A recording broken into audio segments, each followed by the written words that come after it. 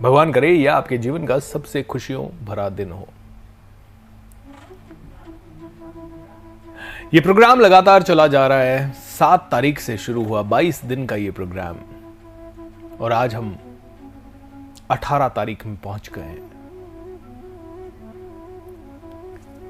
28 तारीख तक चलेगा। लास्ट के 3 दिन प्रश्न उत्तर रहेंगे। 2-2 घंटे का चलेगा। उस दिन नया कुछ नहीं सीखेंगे, सिर्फ प्रश्नों के उत्तर लेंगे और हीलिंग भी करेंगे क्योंकि कुछ लोग तकलीफ में होंगे। लेकिन आज आप सभी के लिए एक बहुत इंपॉर्टेंट चीज लेके आया हूं जो कि आप सभी को समझना होगा। इंसान जो होता है वो बहुत ही जबरदस्त लेवल पे पहुंच सकता है अगर वो अपने आप को समझ जाए, जीवन को समझ जाए। तो एक मूर्तिकार था, वो एक दुकान से बाहर निकला, दुकान के बाहर से निकला और वहां एक पत्थर पड़ा हुआ था। वो जैसे ही उस पत्थर के पास पहुंचा रुक गया, पत्थर को देखने लगा। दुकान के मालिक के पास गया, दुकान के मालिक से पूछा, सुनिए क्या ये पत्थर आप मुझे दे सकते हैं? अगर दे सकते हैं तो कितने रुपए का है? दुकानदार पहले ही उस पत्थर से परेशान था। बोले तू फ्री में ले जा मेरे भाई, तू फ्री में ले जा। मूर्तिकार वो पत्थर लेके गया और उस पत्थर से निकल के आई बहुत ही प्यारी सी मूर्ति। दुकानदार उसे नहीं देख सकता था मूर्ति को कि इस पत्थर में इतनी ब्यूटीफुल मूर्ति छुपी हुई है, लेकिन मूर्तिकार उस पत्थर में मूर्ति को देख पाया। जो इंसान जीवन की परख करना सीख जाए उसे बहुत कुछ दिख जाता है इस जीवन में। उसे पत्थरों में भी मूर्तियां दिखती है, इंसानों में भगवान दिखते हैं। इसीलिए एक बहुत ही प्यारा सा अफर्मेशन आज हम बोलेंगे और शुरू करेंगे। मेरा घर स्वर्ग है। बोलिए मेरे साथ, मेरा घर स्वर्ग है। जो घर में स्वर्ग देख सकता है उसे स्वर्ग दिखाई देगा। जो घर में तकलीफें देखेगा उसे तकलीफें दिखाई देगी। जो मैं खाऊं वो अमृत है। जो भोजन में देखेगा कि यार पोषण मिल रहा है, चाहे मैंने कुछ भी खाया हो, मेरा शरीर चल रहा है, 2 दिन नहीं खाया शरीर मुरझा जाता है, जो भी मैंने खाया उससे अमृत मिल रहा है, अमृतत्व प्राप्त हो रहा है। कंप्लेन करके ना खाए और सिर्फ अमृत के हिसाब से सेवन करे उसका, तो दैट इज ग्रेट। जिससे भी मैं मिलूं वो भगवान है। डॉक्टर से मैं मिलूं भगवान है, वकील से मैं मिलूं भगवान है, इंसान से मैं मिलूं भगवान है। हो सकता है वो भगवान थोड़ा रूठा हुआ हो सकता है वो भगवान थोड़ा चिड़चिड़ा हो सकता है वो भगवान थोड़ा छली हो, कपटी हो। कर्ण का पहिया धंस गया था युद्ध क्षेत्र में। भगवान श्री कृष्ण ने अर्जुन को निर्देश दिया, अर्जुन बाण चला। कर्ण ने कहा ये क्या है कृष्ण भगवान, ये क्या कर रहे हो आप मुझे छल रहे हो। तो कर्ण के लिए कृष्ण भी छलिए हो गए। भगवान थे लेकिन कर्ण ने कृष्ण को छलिए के रूप में देखा। तो हो सकता है वो जो भगवान आपके सामने आ रहा है वो छलिया हो।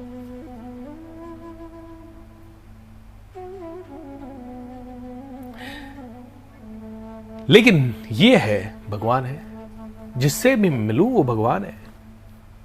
मेरा घर स्वर्ग है, जो मैं खाऊं अमृत है, जिससे मैं मिलूं वो भगवान है। विचार ही कितना सुंदर है।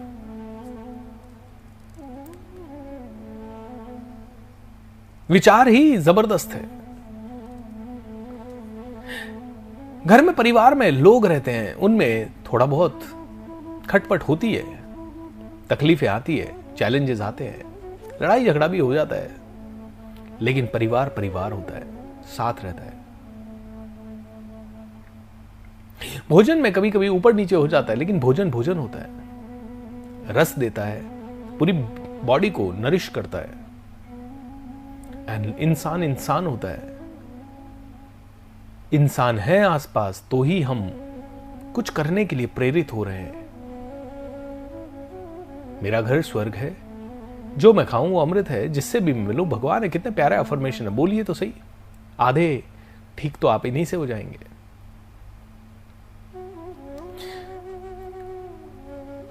परसों के दिन हमारी बात हो रही थी कि ये ब्रह्मांड संकेत देता है, अलग अलग रूप में आपको संकेत देता है।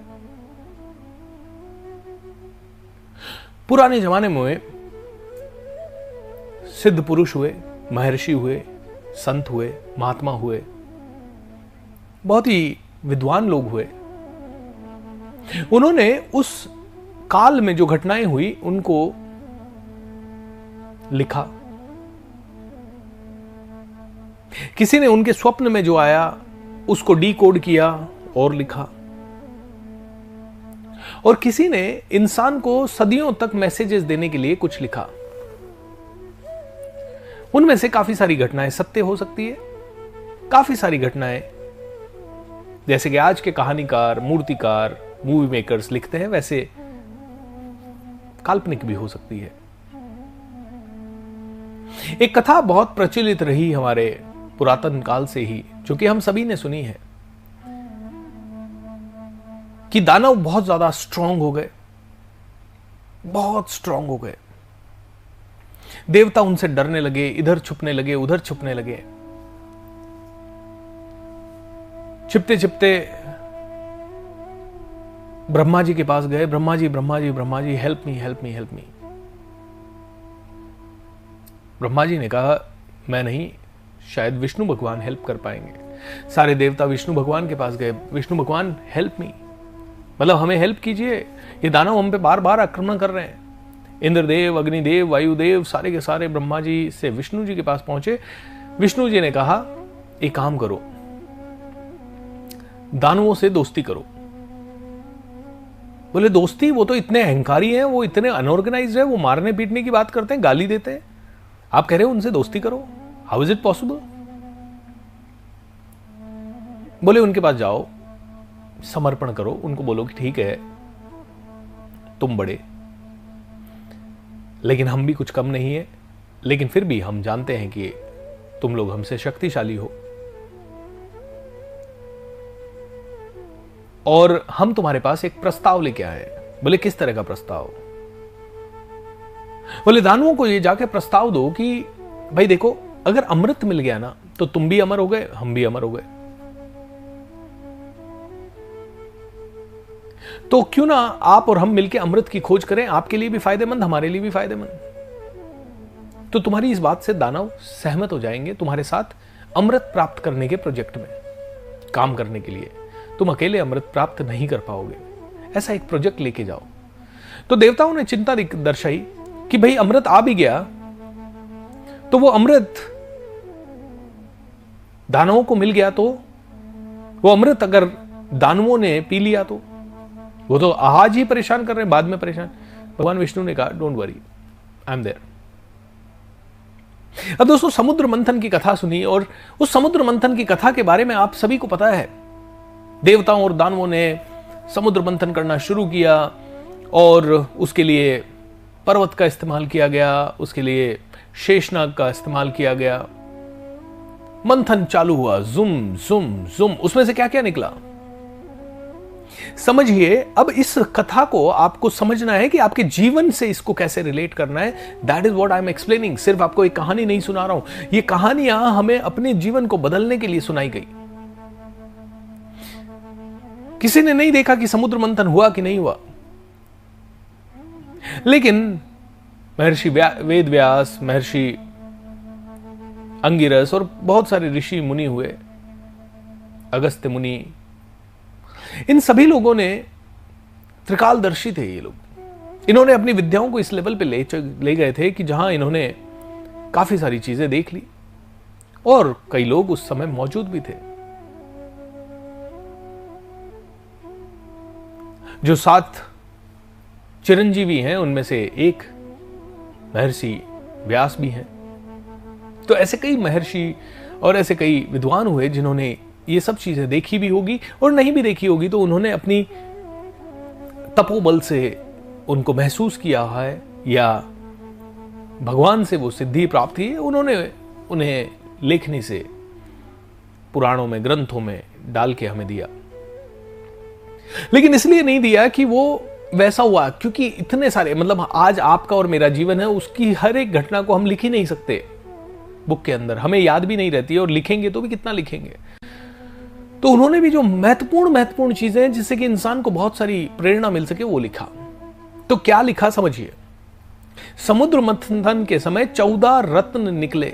कौन कौन से रत्न निकले पता है आपको? आपको पता है हलाहल विष निकला, आपको पता है अमृत निकला, हो सकता है एक दो और चीजें याद निकली। तो आज की कथा, आज की कहानी मैं आपको आपकी जिंदगी को हील करने के लिए बता रहा हूं कि जब समुद्र मंथन हुआ तो सबसे पहले निकला हलाहल विष। हलाहल विष निकला। अब ये हलाहल विष निकला और कोई भी इस विष को पी नहीं पा रहा। भगवान शिव के पास सब गए। शिव जी भगवान ने कहा ठीक है मैं हेल्प करता हूं। शिव जी भगवान ने विष लिया, गले में धारण किया, नीचे नहीं उतरने दिया। विष की एक दो बूंदे जमीन पे पड़ गई तो उससे जहरीले जितने भी जीव जंतु हैं, सांप, बिच्छू, ये सब पैदा हो गए। अब इसको समझते, समुद्र मंथन यानी कि आपके मन का मंथन। जब आप अपने मन की मंथन करोगे, आपके अंदर दो शक्तियां हैं, देव शक्तियां भी है, राक्षस शक्तियां भी है।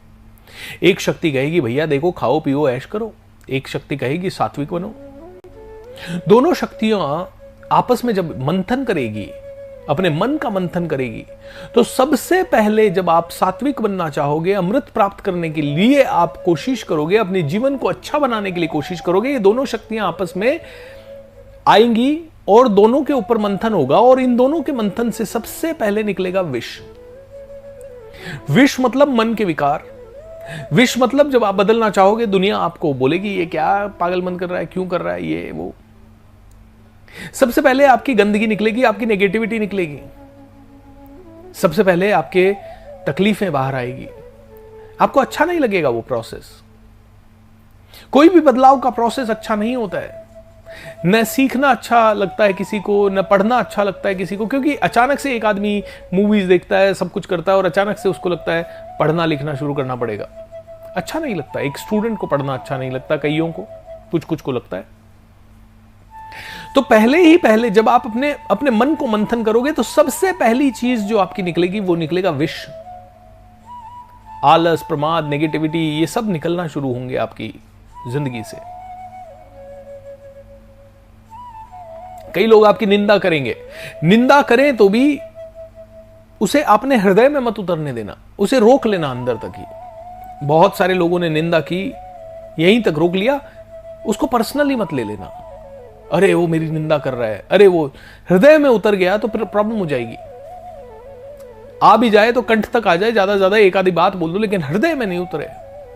कड़वी बात बोल दो, लड़ाई कर लो, झगड़ा कर लो, लेकिन कभी भी ये ना हो कि उस लड़ाई को पकड़ के ही बैठ गए अगले 100 साल तक, हृदय में उतर गई। कंठ तक रोक लो, कंठ तक भी नहीं आने दो, क्योंकि उसकी एक बूंद भी अगर कंठ जमीन पे भी गिर गई ना तो विषधर पैदा हो जाएंगे आपके। मतलब होता है ना कि आपकी किसी ने बुरा किया और आप जाके 50 लोगों को बोल रहे हो, उस इंसान की बदनामी भी हो रही है और विषधर पैदा हो रहे हैं आपके प्रति भी। लोगों को असम्मान की भावना पैदा हो रही है। तो सबसे पहले गंदगी निकलेगी, नेगेटिविटी निकलेगी। मंथन का नेचुरल प्रोसेस है। समुद्र मंथन और हुआ और हुआ और हुआ और हुआ, दूसरी चीज प्रकट हुई। क्या?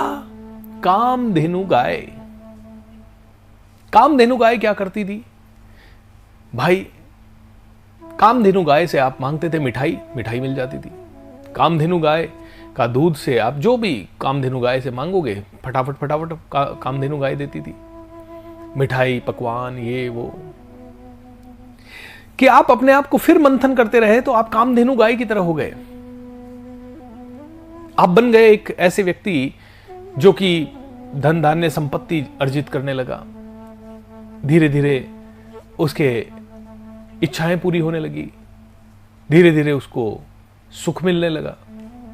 आप एक कामधेनु गाय की तरह बन गए। आपका मंथन होता रहा, मंथन होता रहा।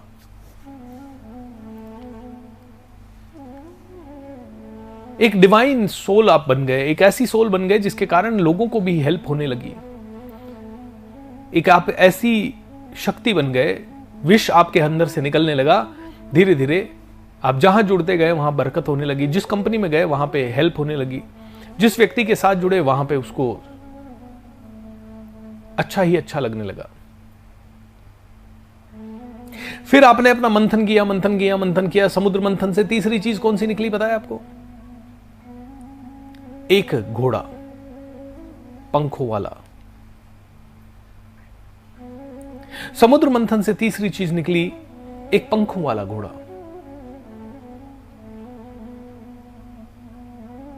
एक अश्व। क्या रीजन से निकला वो घोड़ा? जब आपने अपने आप को मंथन किया, आपके अंदर से नेगेटिविटी निकल गई। नेगेटिविटी निकलने के बाद आप सात्विक होने लगे, आप अच्छे होने लगे, आप लोगों के साथ जुड़ने लगे, लोगों का कल्याण होने लगा, धीरे धीरे अच्छा होने लगा। अब आपके अंदर पावर आ गई। आज किसी भी मोटर या किसी भी इंजन वगैरह की पावर की बात करते हैं तो क्या होता है? Horse power. अब आपके पास ना हॉर्स पावर आ गई है। अब आप धीरे धीरे बहुत ही ज्यादा पावरफुल होते जा रहे हैं। अब तेज, आपका वेग बढ़ रहा है, आप तेजी से भाग सकते हैं, तेजी से पहुंच सकते हैं, तेजी से आपकी ग्रोथ हो रही है। आपको पंख लग गए, आपकी ग्रोथ को पंख लग गए। आपका नाम फैल रहा है, आपकी कीर्ति फैल रही है, आप धीरे धीरे आगे बढ़ रहे हैं। बहुत सारी चीजें आपकी जिंदगी में होती चली जाती हैं। एंड आपकी जिंदगी में ये सारी चीजें जब होती गई, आपको मजा आने लगा। एंड मजा आते आते आप बहुत ज्यादा एक सफलता के उस पे सवार हो गए। आनंद ही आनंद, आनंद ही आनंद। You are like growing growing growing, extremely growing. देखिए, आपके अंदर ग्रोथ की बहुत ही बढ़िया भावना आ रही है। You are like flying. Samudra Manthan और हुआ, चौथा रत्न निकला, और चौथा रत्न था ऐरावत हाथी। आप अपने आप को और मंथन करते रहे, आप घोड़े से उठ के हाथी पे पहुंच गए।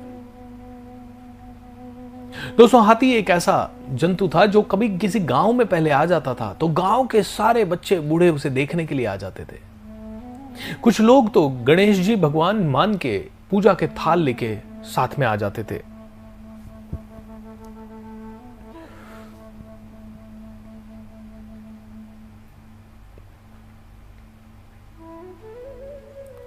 हाथी के आने से पूरे गांव में सभी लोग प्रसन्न हो जाते थे, सिर्फ एक के सिवा। कुत्ते प्रसन्न नहीं होते थे, वो भौंकते थे, बोलते यार इसका इतना सम्मान, हम इतने सालों से गांव में रह रहे हैं, हमारा कोई सम्मान नहीं। आप सम्मानीय बन जाते हैं, आप सम्मानीय बन जाते हैं, आप बहुत ज्यादा, मतलब बहुत वैल्यूएबल बन जाते हैं। People start loving you. आपके विकार निकले, आपके विकार निकलने के बाद आपके कर्म की सिद्धियां होने लगी, धीरे धीरे आपकी ग्रोथ को पंख लगे। अब आप सम्मानीय बन गए। अब लोग देखने लगते हैं यार ये इंसान ना जो है ना बहुत वैल्यूएबल है यार, इसके जैसा बनना पड़ेगा। उससे कुछ लोगों को परेशानी होगी, लेकिन उन लोगों से घबराना नहीं है। हाथी की तरह मद मस्त होते चलता जाना है।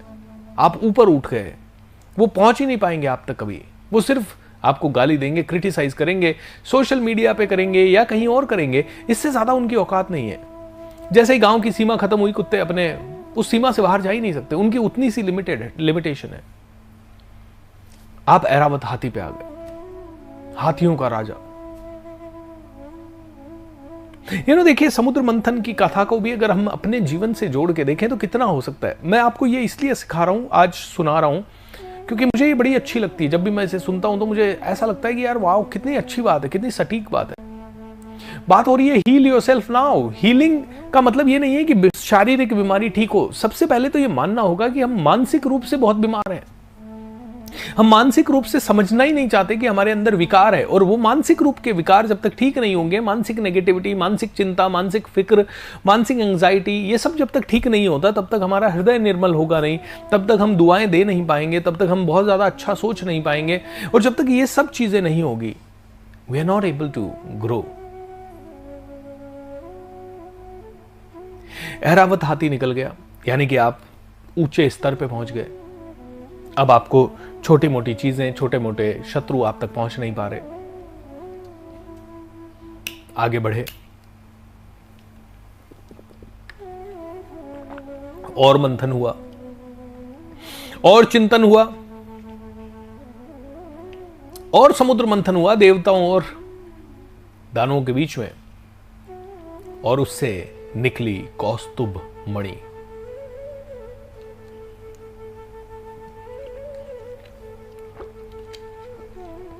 कौस्तुभ मणि यानी रत्न, यानी पैसा निकला।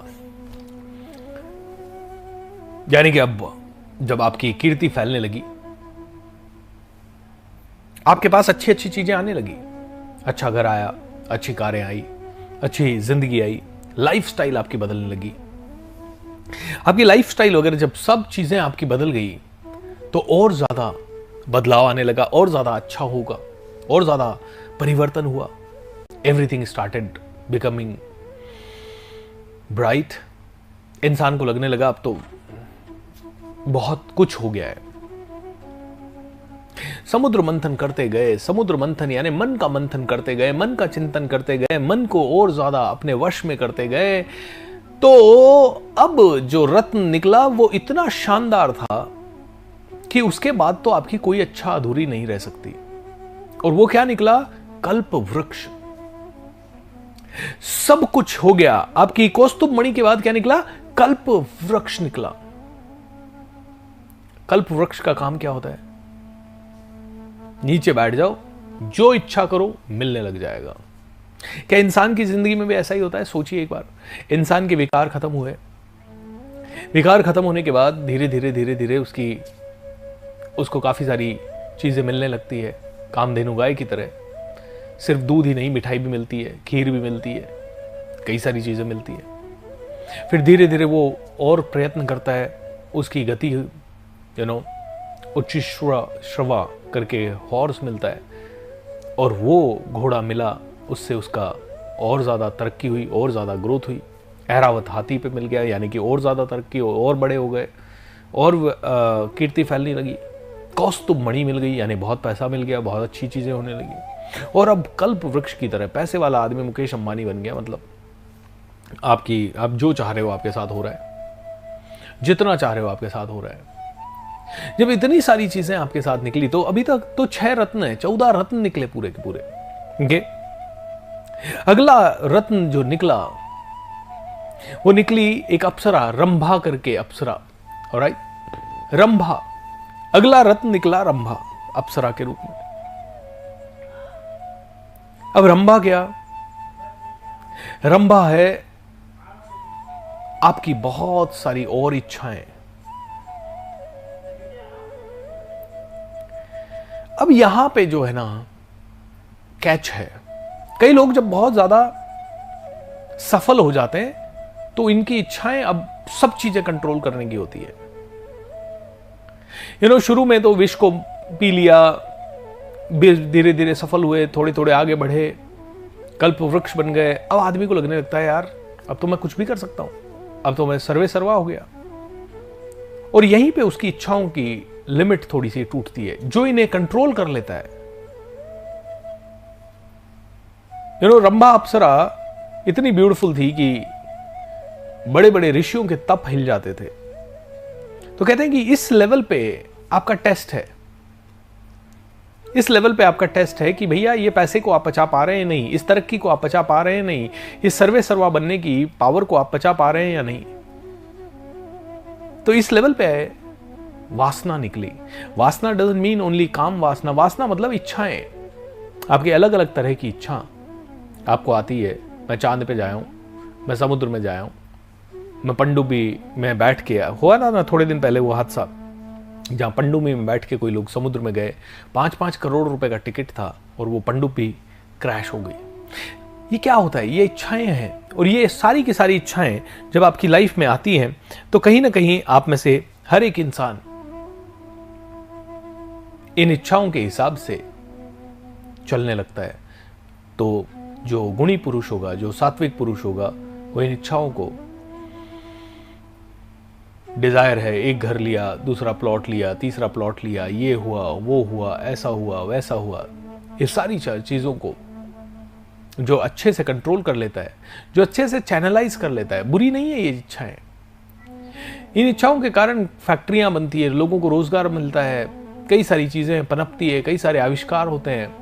तो कहीं ना कहीं इन इच्छाओं के कारण ग्रोथ ही ग्रोथ होती है, हर इंसान की ग्रोथ होती है। लेकिन एक अच्छा इंसान जब जिसका विष बाहर निकल गया है, तब अगर वो उसकी इच्छाएं पूरी हुई तो he really can do many things. आपको हील करना पड़ेगा और आपको ये समझना पड़ेगा कि एक एक करके ये ऐसी चीजें भटकाने वाली भी आएंगी, लेकिन उनको भी कंट्रोल करना पड़ेगा। अगला रत्न पता है क्या निकला? अगला रत्न निकला दारू, शराब। शराब का मतलब वारुणी, नशा निकला। होता है कि कई बार आदमी जब सारी इच्छाएं पूरी होने लगती है और उसको और कल्प वृक्ष आ गया, अब तो वो कहता है अब तो मैं ये भी मांग लूं, ये भी मांग लूं, ये भी मांग लूं, इच्छाएं आ गई, रंभा आ गई, और फिर वो आदमी इंजॉय करता है। आप देखिए 90% people who are very very rich, 70%, 90 तो नहीं बोलूंगा, 70% मान लेते हैं, उनके अंदर कोई ना कोई ऐब आ जाता है। बोलते हैं अब तो हम रिलैक्स हो गए, अब क्या यॉट पे बैठे हैं, थोड़ा वाइन पैक वैक लगा लें। और उसी को देख के फिर धीरे धीरे युवा पीढ़ी और धीरे धीरे कई लोग बोलते हैं वो भी इसलिए निकल के आई to test you whether you will, क्योंकि जैसे जैसे आप सफल हुए ना, आपके पास ऑप्शन बहुत सारे हो गए।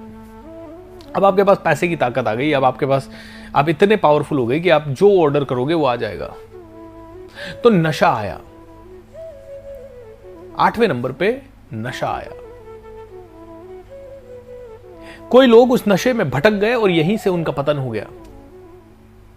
कोई लोग नशे की तरफ गए नहीं, बोले नशा आया, रंभा आई, don't worry, I am okay, I don't want to go towards the bad thing. मैं बिल्कुल शांत हूं, मस्त हूं, जबरदस्त हूं। दोस्तों कहीं ना कहीं जैसे जैसे आप आगे बढ़ते हैं, आपके साथ गलत ऑप्शंस भी उतने ही जुड़ने की कोशिश करते हैं, और अगर आप अपने आप को उनसे बचा पाए तो आपकी ग्रोथ की सीढ़ियां बहुत ही पावरफुल होती है। मतलब आसानी से आप बढ़ सकते हैं। फिर आप आगे बढ़ने लगे, आपने फिर से मंथन किया, मंथन किया, मंथन किया, अब निकल के आए चंद्रमा।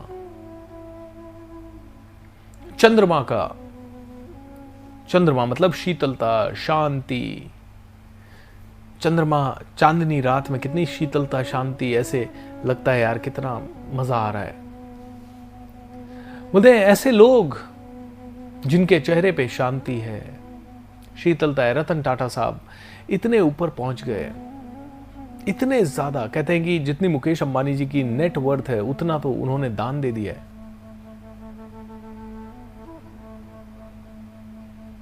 और कोई पॉम्प शो नहीं। आज इतने सालों की तपस्या के बाद भी आराम से बैठते हैं।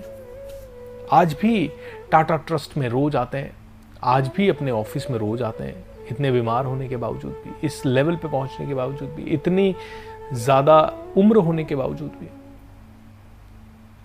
करुणा से भर जाता है आदमी,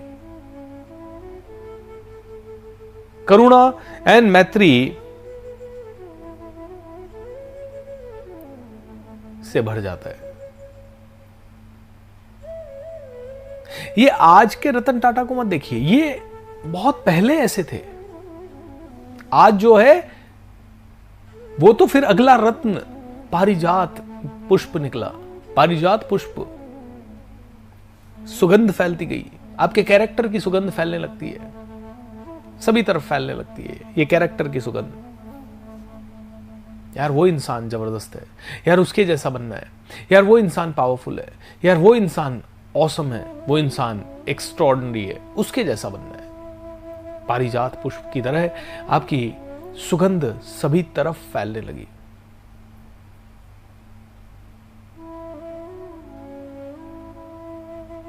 एंड धीरे धीरे काफी सारी चीजें होने लगी। लोग आपके मिसाल देने लगे, लोग आपके जैसा बनना चाहते हैं, पूरे अमर से हो जाते हैं आप अमरत्व को प्राप्त कर लेते हैं। और जब आप अमरत्व को प्राप्त कर लेते हैं तब आपके साथ जो होता है वो माइंड बॉगलिंग होता है। मतलब आप दुनिया में आदर्श बन जाते हैं। मंथन अभी भी जारी है, मंथन अभी भी चल रहा है। और जैसे जैसे मंथन चलता जाता है अब निकलता है 5 जन्य शंख। 5 जन्य शंख क्या है? अब तो आपकी सफलता की तूती बोल रही है। भैया जहां जा रहे हो वहां पे पूरी दुनिया आपको जानने लगती है। अमिताभ बच्चन साहब को पूरी दुनिया जान रही है, रतन टाटा साहब को पूरी दुनिया जान रही है, अच्छी चीजों के कारण जान रही है। बुरे लोगों को भी कई बार जानती है, लेकिन बुरे लोग क्या हुआ, रंभा आई भटक गए, वारुणी आई भटक गए। लेकिन बहुत अच्छे लोग हैं ना, ये सब आए, इनको भी बैलेंस कर लिया। और इनको बैलेंस करते करते बहुत आगे बढ़ गए। अब 5 जन्य शंख मतलब बूम, फूकार ही फूकार। एंड अंत में समुद्र मंथन से निकल के आई धन्वंतरी देवी, हाथ में अमृत कलश लिए। तो 13वां और 14वां रत्न जो आपका निकल के आया वो था धन की देवी, साथ में अमृत। दोस्तों आप देखिए, जब इंसान इतना पावरफुल हो जाता है तो उसके पास धन की कोई कमी होती है? कभी नहीं होती। मतलब अथाह होता है उसके पास, मतलब इतना हो जाता है कि पूछे मत। और उसके बाद वो आदमी अमर हो जाता है। किसी भी संत पुरुष का एग्जाम्पल ले लीजिए। अब्दुल कलाम साहब, जीवन में बहुत कठिनाइयां थी, विष था। धीरे धीरे कामधेनु मतलब उनकी छोटी छोटी डिजायर्स पूरी होने लगी। धीरे धीरे वो स्पीड पकड़ने लगे ग्रोथ में। धीरे धीरे वो इसरो में साइंटिस्ट हो गए, हाथी पे बैठ गए। गांव वालों ने, कईयों ने क्रिटिसाइज भी किया होगा। धीरे धीरे प्रसिद्धि और पैसा भी शायद अच्छा मिलने लगा, तो कौस्तुभ मणि आ गई। और उसके बाद कल्प वृक्ष। अब्दुल कलाम साहब चाहे जिससे बात कर सकते थे, चाहे जहां पे जा सकते थे, उनकी इच्छाएं पूरी हुई, कल्प वृक्ष आ गया। इसके कारण जीवन में भटकाव आए होंगे, रंभा के रूप में वासनाएं आई होगी, लेकिन उन्होंने अपने आप को संयमित रखा, अपनी इंद्रियों पर कंट्रोल रखा। जैसे जैसे सफल हुए, सफल लोगों से मिलते हैं तो पार्टीज वार्टीज भी हुई होंगी, उन्होंने उनसे भी दूरी बनाई। उन्होंने वारुणी को भी नियंत्रित किया। जब ये हुआ, चंद्रमा जैसी शीतलता, प्रेम, और उसके बाद पारिजात ये खुशबू सभी तरफ। Abdul Kalam is amazing, he is beautiful, he is loving.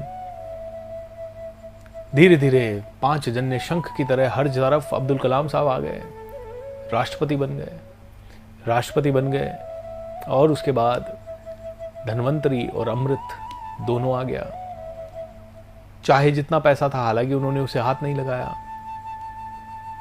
कई भारत के राष्ट्रपतियों ने जब राष्ट्रपति भवन से निकले तो इतने उनके पास अवार्ड्स, प्राइजेस, 10-5 ट्रक भर के वो अपना सामान लेके निकलते थे। राष्ट्रपति को बहुत बड़ा बंगला, बहुत बड़ा जमीन, बहुत कुछ मिलता था। अब्दुल कलाम साहब ने कुछ नहीं लिया। एक सूटकेस में गए, एक सूटकेस में वापस आए। अमृत मिल गया, यानी अमरत्व मिल गया, अमर हो गए। समझिए अब इसको। आई नो कि आप में से कई लोग कहेंगे ये कथा है तो ठीक है। तो हमें समझाने के लिए है, हम समझते नहीं है। हमें तो लगता है देवताओं और दानवों का रुआ हुआ, अरे फिर उसके वहां से क्या निकला, वो विष निकला, भगवान शिव ने विष को अपने गले में धर दिया, इसीलिए वो नीलकंठ कहलाए। हमें यहां तक है कि भगवान शिव नीलकंठ क्यों है, इतना समझ में आ गया हमें।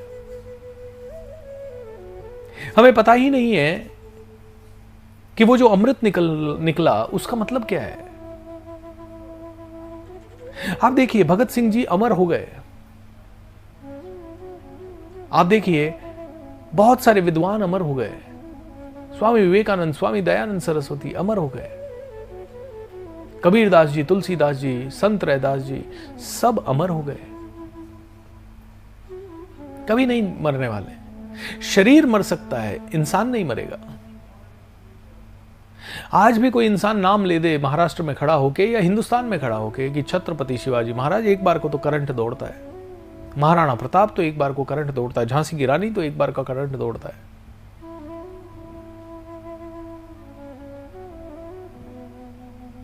करंट क्यों दौड़ता है? क्योंकि अमर हो गए। रतन टाटा साहब अमर हो जाएंगे। जब तक सूरज चांद रहेगा इन सभी का नाम रहेगा।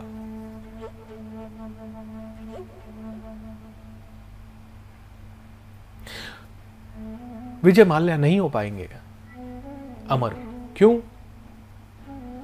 क्योंकि रंभा आते ही भटक गए और वारुणी आती भटक गए।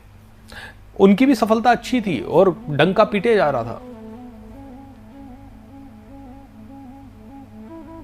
शुरुआत की, ये जो छठा सातवां लेवल है ना, यहां आके लोग भटक जाते हैं।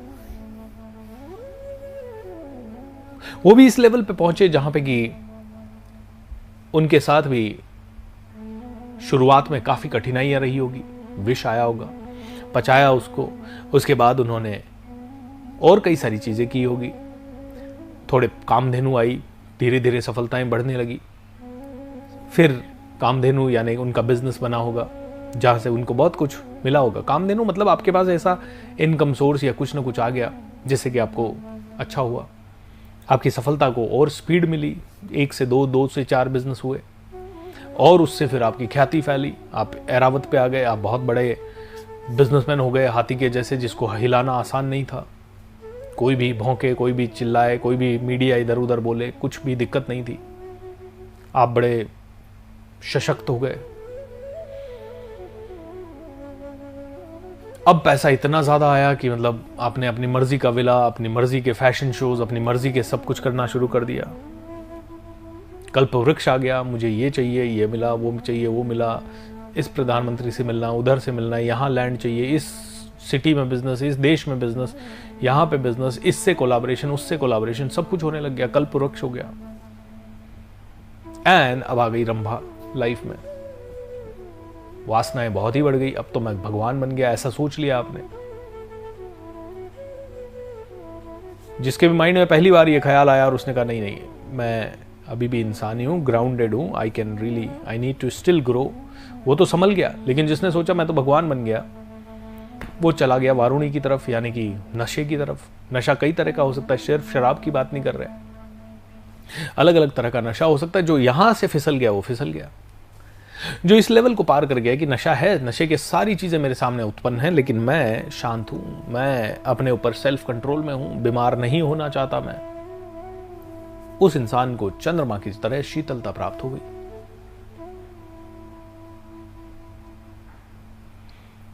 पारिजात पुष्प की तरह उसकी खुशबू फैलने लगी।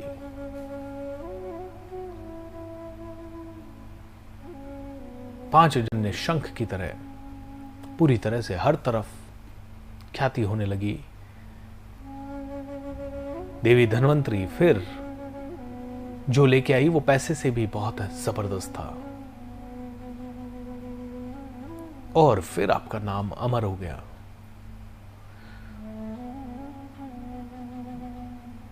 सोचिए दोस्तों, एक छोटी सी कथा से हम कितना कुछ सीख सकते हैं अगर उसके डीप में जाएं तो।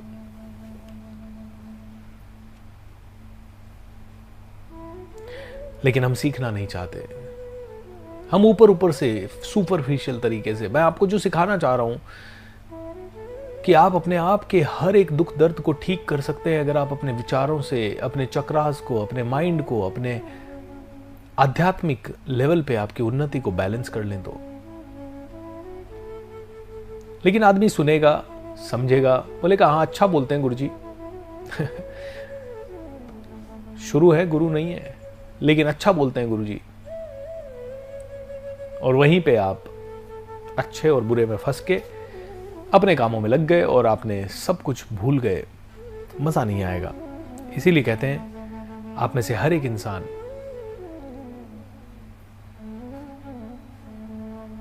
को समझदार बनना होगा, जागृत होना होगा।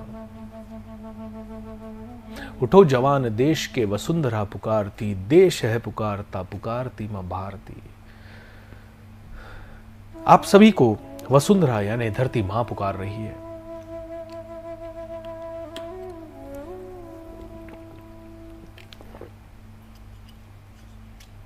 धरती मां पुकार रही है, देश है पुकारता पुकारती मां भारती, भारत मां पुकार रही है। कहां छोटी चीजों में फंसे हो, कहां चैलेंजेस में फंसे हो, मेरा ये दुख नहीं रहा, ये ठीक नहीं हो रहा, वो ठीक, सब ठीक हो जाएगा। मन ठीक करो पहले। देखिए शारीरिक पीड़ा का मैं एक बार फिर भी समझ सकता हूं कि शारीरिक पीड़ा इंसान को है तो वो उस समय और कुछ नहीं सोच पाता है, और उसके लिए ठीक होना बहुत इंपॉर्टेंट है, क्योंकि अल्टीमेटली हम अपने शरीर में रहते हैं।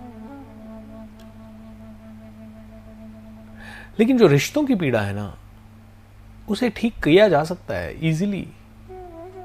नहीं सर होती नहीं है, हमने बहुत कोशिश कर ली। तुमने कोशिश की नहीं ना, ठीक तरीके से नहीं की। तुमने क्या कोशिश की? मैंने उसको समझाया। कैसे समझाया? तुम्हें कम्युनिकेशन स्किल की हाईएस्ट लेवल आती ही नहीं है, तो तुमने कैसे समझाया? तुमने समझाने बैठे होंगे, उसने कुछ कहा होगा, तुम भड़क गए होंगे, भड़क गए होंगे, लड़ाई हो गई होगी, और फिर तुमने कहा होगा तुम तो समझते ही नहीं हो, तुम समझती ही नहीं हो। ऐसे समझाया?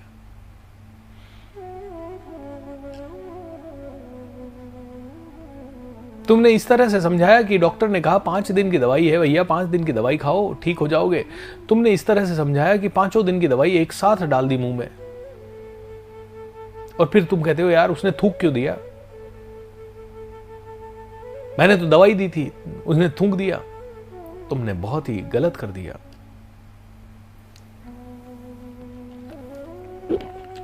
दवाइयां अनेक है दोस्तों, उन दवाइयों का सेवन करना सीखना होगा। सबसे बड़ी दवाई है हमारी जुबान। हमारी जुबान की मिठास सबसे बड़ी दवाई हो सकती है, लेकिन हम इसको इस्तेमाल ही नहीं कर पाते, स्पेशली घर परिवार में तो नहीं। और मैं भी गिल्टी हूं, घर परिवार में कई बार मैं भी गुस्से में बात कर देता हूं। हम सभी को यह देखना होगा। लेकिन जब जब हमने इस जुबान की शीतलता का इस्तेमाल किया, घर परिवार स्वर्ग बन गया, ठीक हो गए हमारी चीजें, हमारे दुख दर्द ठीक हो जाते हैं। जब कंपनी में हम इस तरह की चीज करते हैं तो दुख दर्द ठीक हो जाते हैं, सब कुछ ठीक हो जाता है।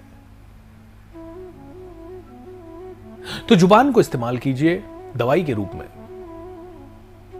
अपने रिश्तों को इस्तेमाल कीजिए दवाई के रूप में, अपने विचारों को इस्तेमाल कीजिए दवाई के रूप में, और अपने मन का मंथन कीजिए।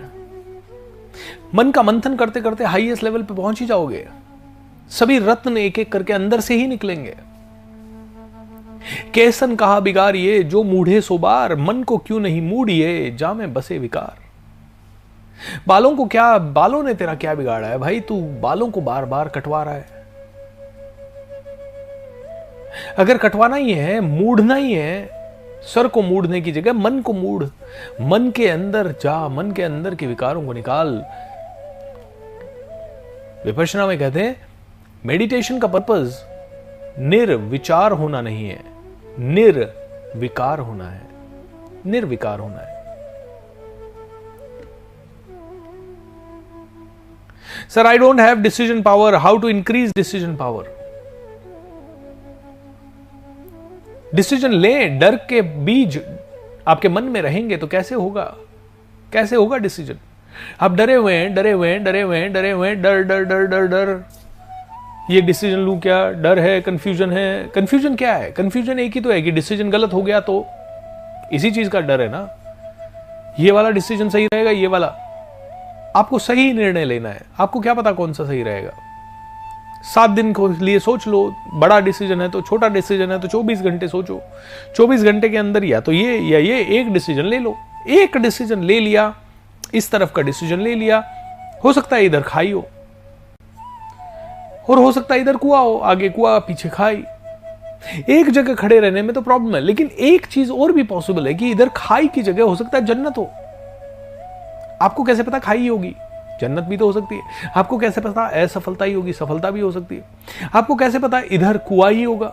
इधर हो सकता है बहुत ही बढ़िया आलीशान महल हो,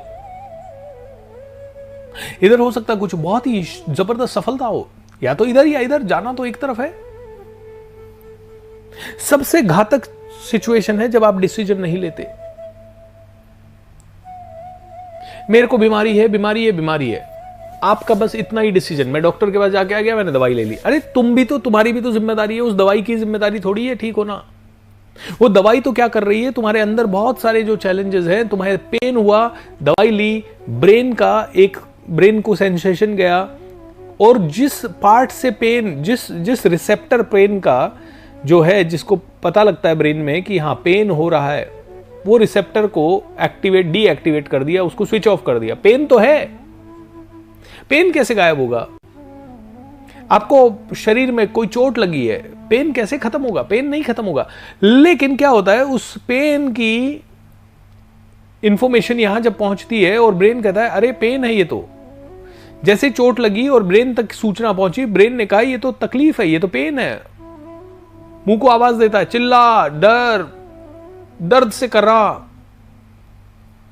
अब पेन तो एज इट इज है, पेन किलर लिया तो ब्रेन का वो रिसेप्टर जो कि पेन किलर को, मतलब जो पेन को बताता था बॉडी को कि भाई पेन हुआ है, और बॉडी फिर रिएक्ट करती थी, चिल्लाती थी, जो भी थी, उस रिसेप्टर को ही खत्म, उस रिसेप्टर को ढक दिया, यानी पेन को सप्रेस कर दिया। पेन खत्म नहीं हुआ है, पेन सप्रेस हुआ है। पेन तो है, जैसे ही वो पेन किलर का इफेक्ट खत्म होगा, पेन फिर से आ जाएगा, फिर से दर्द होने लगेगा। तो वो खत्म कहां हुआ? आपकी बॉडी में कोई भी बीमारी है, आप दवाई लेते गए, बॉडी ने बस यही किया, उस बीमारी का सेंसेशन खत्म कर दिया। बीमारी है बॉडी के अंदर। नहीं मैंने तो दवाइयां ली, मैं ठीक हो गया। आपको लग रहा है आप ठीक हो गए, आपकी सारी एनर्जी को सप्रेस कर दिया गया है, आप ठीक नहीं हुए। आपको ठीक तो, असली ठीक तो आप अपने विचारों से ही होंगे। असली ठीक तो आपकी बॉडी ही अपने आप को करेगी। बाहर का केमिकल आपको ठीक नहीं कर सकता। बाहर का केमिकल आपको ठीक होने का आभास करा सकता है। बाहर का केमिकल ने आपको थोड़ी देर के लिए वो सारे रिसेप्टर्स को बंद कर दिया, तो आपको वो तकलीफ होना बंद हो गई। धीरे धीरे आपको लगा कि आप स्वस्थ हो गए, फिर आपके विचार भी पॉजिटिव हो गए, अरे मैं स्वस्थ हो गया, स्वस्थ हो गया। तो विचारों ने भी काम करना शुरू किया। तो बॉडी और विचार, दवाई और विचार जब दोनों मिले, तब आपकी बॉडी ठीक हुई। लेकिन इसमें भी 95% रोल आपके विचारों का है। एक पौधे को आप पानी दो और रोज बोले जाओ बेकार है, तू मरेगा, तू बहुत ही गंदा है, मर जाएगा वो पौधा।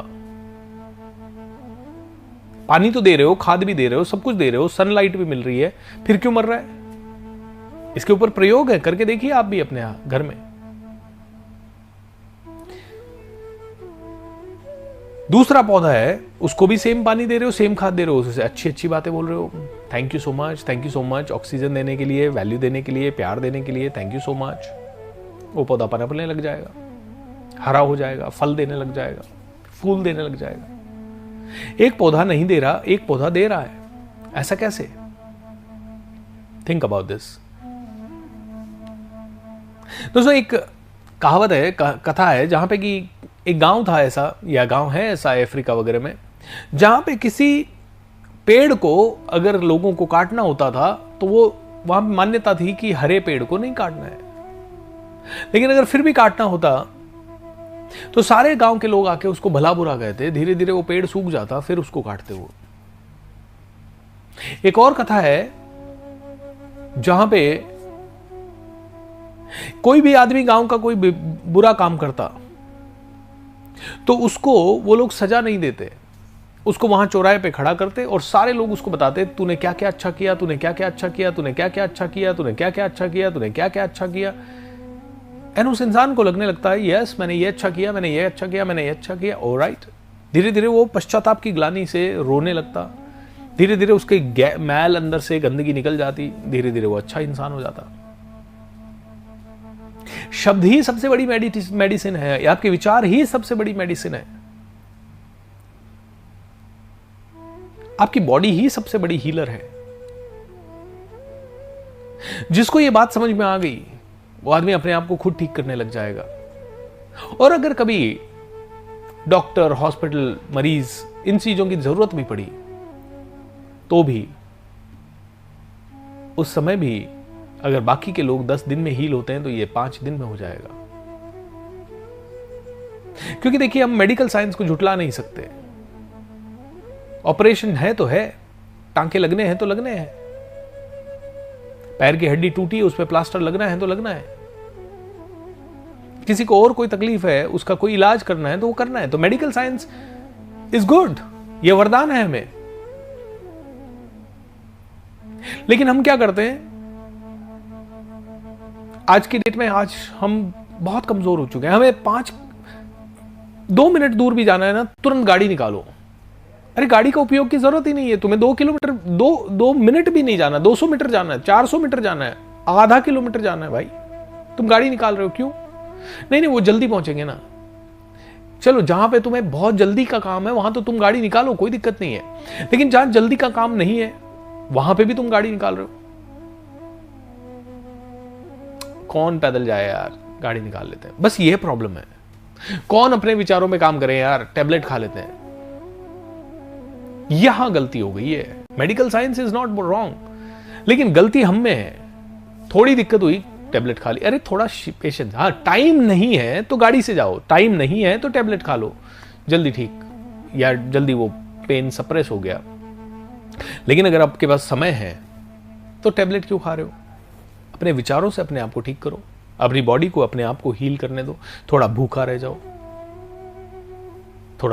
जाओ, थोड़ा कम खाओ, थोड़ा रेस्ट ज्यादा करो, थोड़ा नींद ज्यादा लो, बॉडी को टाइम दो अपने आप को हील करने की। अपने सबकॉन्शियस माइंड को कमांड दो, हील हो रहा हूं मैं।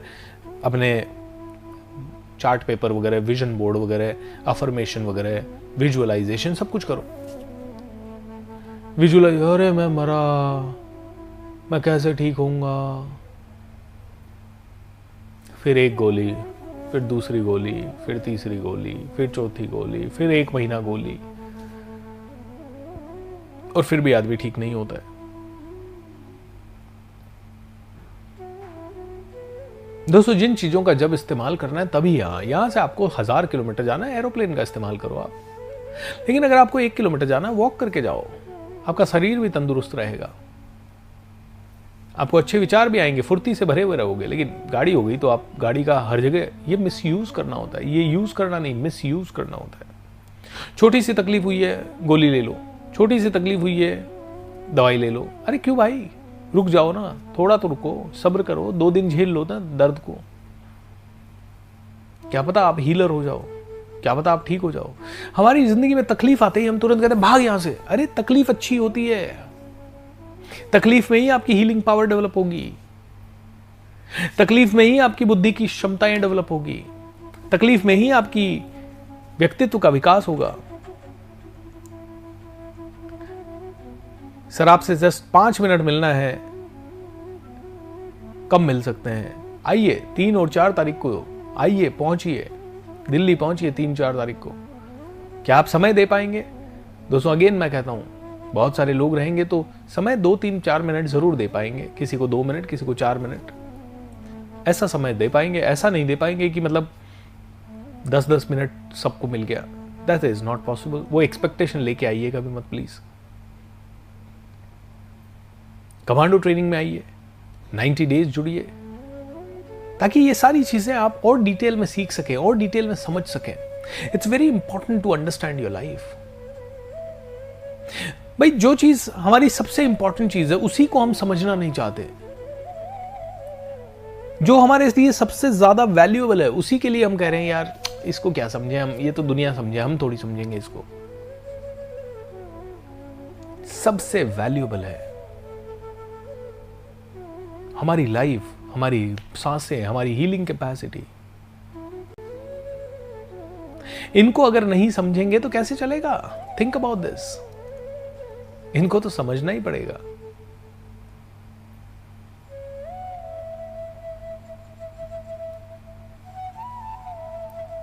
सर मुझे ठीक कर दो। आप अपने आप को पहले ठीक करने के लिए तैयार हो क्या? आप क्या अभी भी मेरे पास आके भी शॉर्टकट ढूंढ रहे हो, जैसा मेडिसिन में ढूंढ रहे हो कि बीएसआर हाथ लगा दे, कुछ बोल दे, मैं ठीक हो जाऊं? शॉर्टकट मत ढूंढो। आप खुद समझो पहले चीजों को। चीजों को समझते जाओगे, खुद ही अपने आप को ठीक करते जाओगे, किसी की जरूरत ही नहीं पड़ेगी। लॉन्ग टर्म लाइफ हो जाएगी जबरदस्त।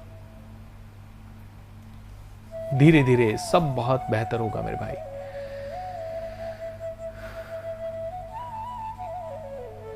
खुद दवाई बनो, दूसरों के लिए दवाई बनो, दूसरों के लिए ऊर्जा बनो, पावर बनो।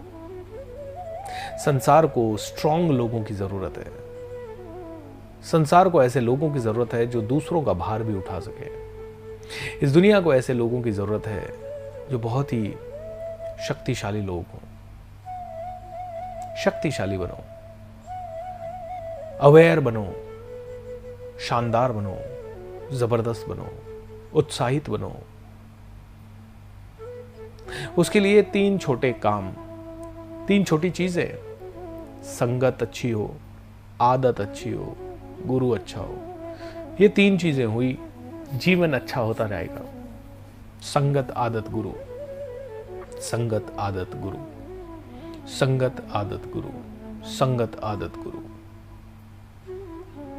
अच्छी संगत में हो, अच्छी आदतों का निर्माण कर रहे हो।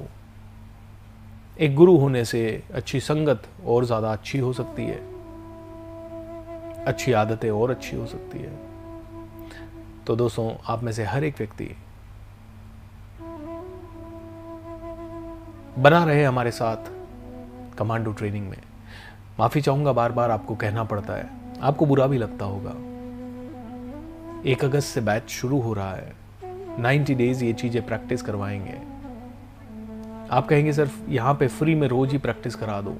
कोई बात नहीं, आप भेज दीजिए, आप में से कोई भी एक भामाशाह बन जाइए और ये सारी चीज़ों को, इनिशिएटिव्स को फंड कर दीजिए। हम नहीं चार्ज करेंगे किसी से।